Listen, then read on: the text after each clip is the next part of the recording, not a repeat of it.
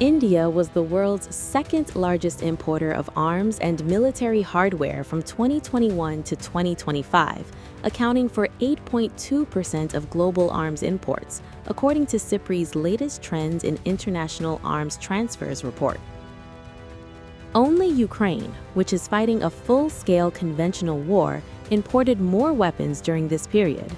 India's second place is therefore the more significant number, as it is the largest arms importer among nations not actively engaged in a major conflict.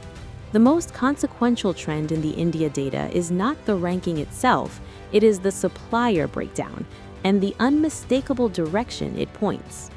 The largest share of India's arms imports came from Russia at 40%, a significantly smaller share than in 2016 to 20, when it stood at 51%, and almost half that of 2011 to 15, when it was 70%.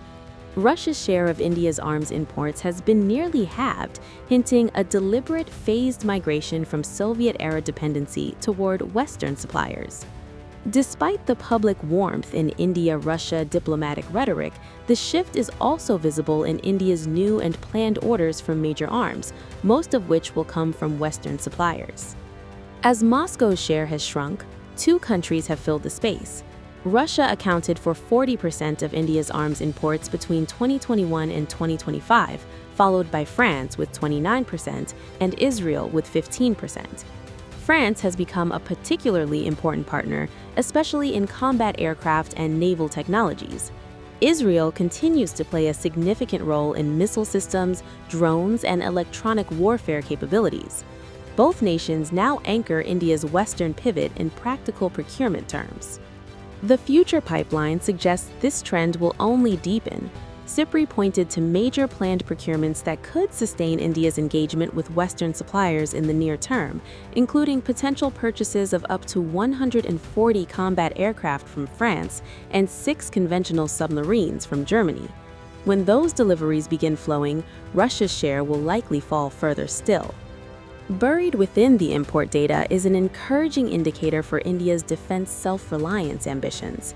India's arms imports fell by 4% between 2016 to 20 and 2021 to 25. The decrease can be partly attributed to India's growing ability to design and produce its own weapons, although there are often substantial delays in domestic production. The report is explicit about the engine behind India's arms imports. The most serious long-term military concern for India remains China. Relations between the two countries have remained tense since the border clashes along the line of actual control in 2020. Military deployments along the Himalayan frontier have increased sharply since then, with both sides reinforcing their positions and upgrading infrastructure. The second driver is equally direct. Pakistan has simultaneously climbed from 10th to 5th position among the world's largest arms recipients, a rise SIPRI directly links to Pakistan's efforts to counter India's military capabilities. Pakistan's arms imports grew by 66% between 2016 to 20 and 2021 to 25. China supplied 80% of Pakistan's arms imports in 2021, up from 73% in 2016 to 20. The arms race dynamic is explicit and self-reinforcing. China arms Pakistan, Pakistan's growing capability drives Indian procurement. Indian procurement drives Pakistani procurement in response. SIPRI identified the China-Pakistan all-weather military partnership as a primary driver of India's defense expenditure. The report also directly referenced the brief armed conflict between India and Pakistan in May 2025, Operation Sindoor, noting that both sides deployed imported major arms during the engagement.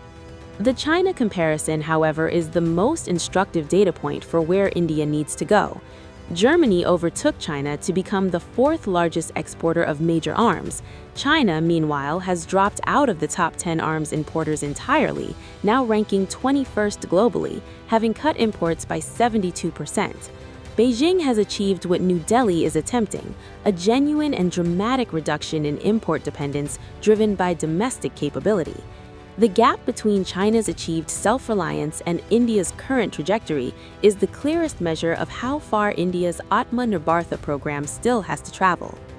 India remains heavily dependent on foreign suppliers. Russia is still the single largest source, despite a decade of decline. France and Israel have become structurally important partners, and the pipeline of future orders, fighters from France, submarines from Germany, means that import dependence is not ending anytime soon. What is changing, slowly and measurably, is the direction. India's expanding domestic defense industry has begun to slow the pace of imports. The speed of complete transition and whether domestic production can eventually match the ambition being set for it remains the defining open question in Indian defense policy.